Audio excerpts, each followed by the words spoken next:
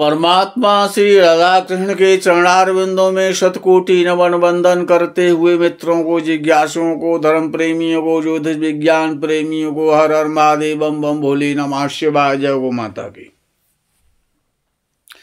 मित्रों, ऋषि पाराशर ने अपने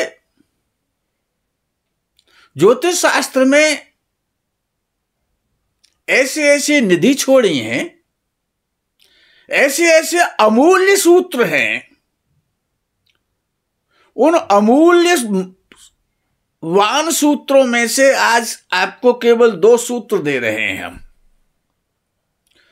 जो अपने में 100% फल देने वाले हैं, 100% वाले सूत्र हैं, जिन सूत्रों को कोई चैलेंज नहीं है। वो सूत्र बड़े सरल हैं और सहज हैं और किसी को कभी धोखा नहीं देते हैं वो सूत्र।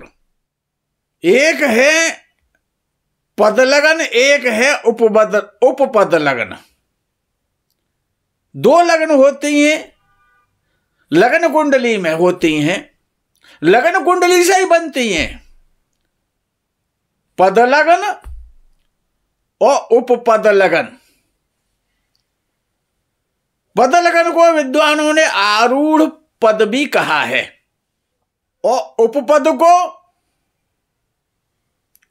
लगन को गौण पद भी कहा है, उपारूढ़ भी कहा है। पद लगन का जो पद है, जो सूत्र है ऋषि पाराशर का, वो गरीब से गरीब व्यक्ति को, कमजोर से कमजोर उत्पन्न परिवार में उत्पन्न होने वाले जातक को और हजारों करोड़ का मालिक बना देता है। वो पद लगन से सूत्र निकलता है। पद लगन आपको पहले बताया जा चुका है,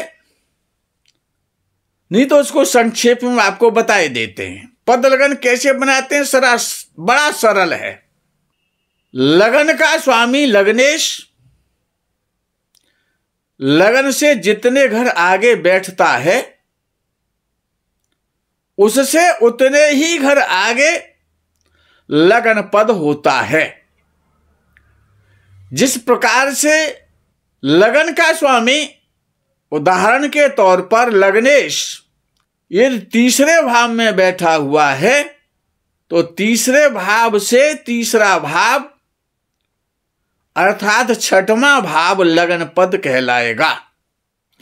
सॉरी, 5म भाव, क्षमा करें। यदि लग्नेश लगन से तीसरे भाव में बैठा है उदाहरण के तौर पर, तो 5म भाव में जो राशि है वो लगन पद होगा। यदि लग्नेश लगन से 5म भाव में बैठा हुआ है, तो लगन से 9वें भाव में जो राशि है वो लगन पद होगा। यदि लग्नेश लगन में बैठा है, तो 10वें भाव की जो राशि होगी वो लगन पद कहलाएगी, 10वां भाव लगन पद कहलाएगा। यदि लग्नेश लगन से 7वें भाव में बैठा है, तब भी 10वें भाव की राशि 10वां भाव यानी 7वें भाव से 4था भाव लगन पद होगा। लगन पद की कुंडली बना करके ग्रहों की स्थिति जैसी लगन कुंडली में है, वैसी पद कुंडली में स्थित करके 11वें भाव को देखें।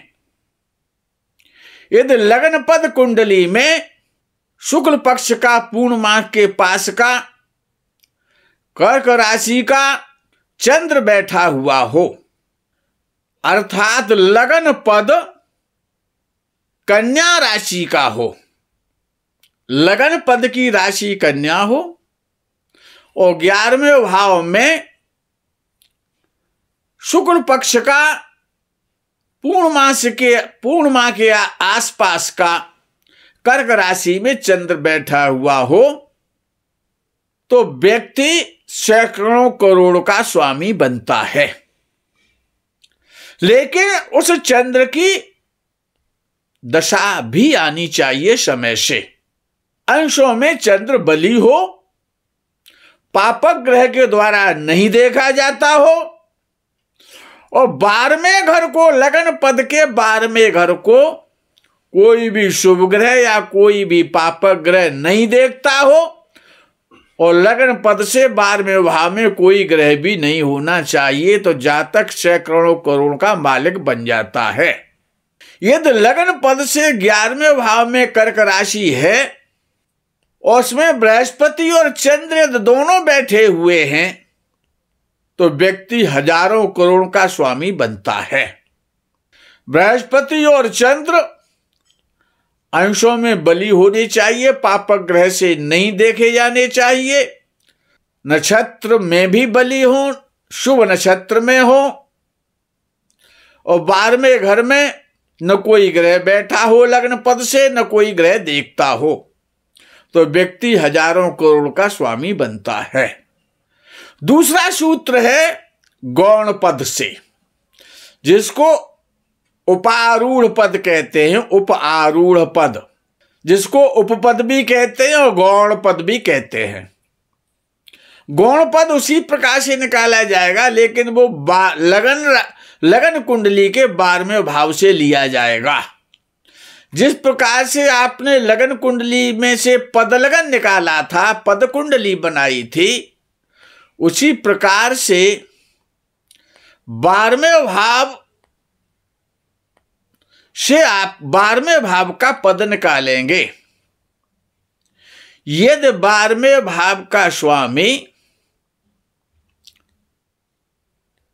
और अपने भाव से 6वें भाव में बैठा है, अर्थात लगन से 5वें भाव में बैठा है, तो लगन पद 10वें भाव में राशि की जो राशि है, यानी 10वां भाव उप आरूढ़ या गौण पद कहलाएगा, उपपद कहलाएगा। तो जो उपपद की जो कुंडली बने, उसमें उपपद की जो लगन है वो मकर राशि हो, कुंभ राशि हो, मेष राशि हो या वृश्चिक राशि हो, ये राशि हो, यानी पापक ग्रह की राशि हो। जो उपपद निकल के आए वो पापक ग्रह की राशि का हो। अब मंगल और शनि तो पापी है ही हैं, इनकी जो राशियां हैं वो भी पापी हैं, शनि की ज्यादा पापी है। तो पापक ग्रह की राशि हो, पापक ग्रह बैठा हो, पापक ग्रह देखता हो, शुभ ग्रह की राशि ना हो, पाप राशि हो उपपद में, उपपद का जो लगन है उसमें जो राशि आ रही है वो मकर का उपपद हो या कुंभ का उपपद हो, मेष या वृश्चिक का हो उपपद, कोई भी शुभ ग्रह लगन को ना देखता हो, कोई भी शुभ ग्रह उपपद की लगन में ना हो, पापक ग्रह ही देखते हो, शुभ ग्रह ना देखते हो, ना बैठे हो, पापक ग्रह बैठे चाहे देखें उपपद लगन को, तो ऐसा व्यक्ति 100% सन्यासी होता है, संत हो जाता है, महात्मा हो जाता है, विरक्त हो जाता है, विवाह नहीं करता है। यदि शुभ ग्रह की राशि हो गई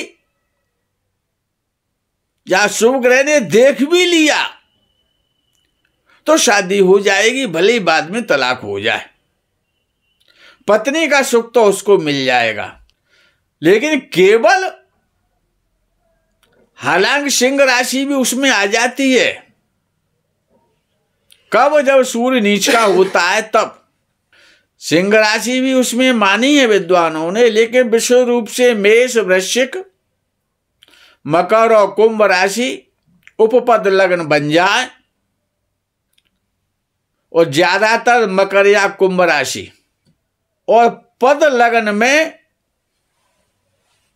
पापक ग्रह बैठे हों, राहु, केतु, शनि, मंगल, यही ग्रह देखते हो, शुभ ग्रह की दृष्टि भी ना हो, शुभ ग्रह का प्रभाव नहीं आना चाहिए उपपद लगन पर, तो व्यक्ति निश्चित रूप से सन्यासी होता है, विवाह नहीं करता है। मित्रों, आज के प्रकरण में यही विराम। ये 2 सूत्र बड़े इंपॉर्टेंट हैं और 100% खरे उतरने वाले हैं। हर हर महादेव, बम बम भोले, नमः शिवाय। जय गो माता की।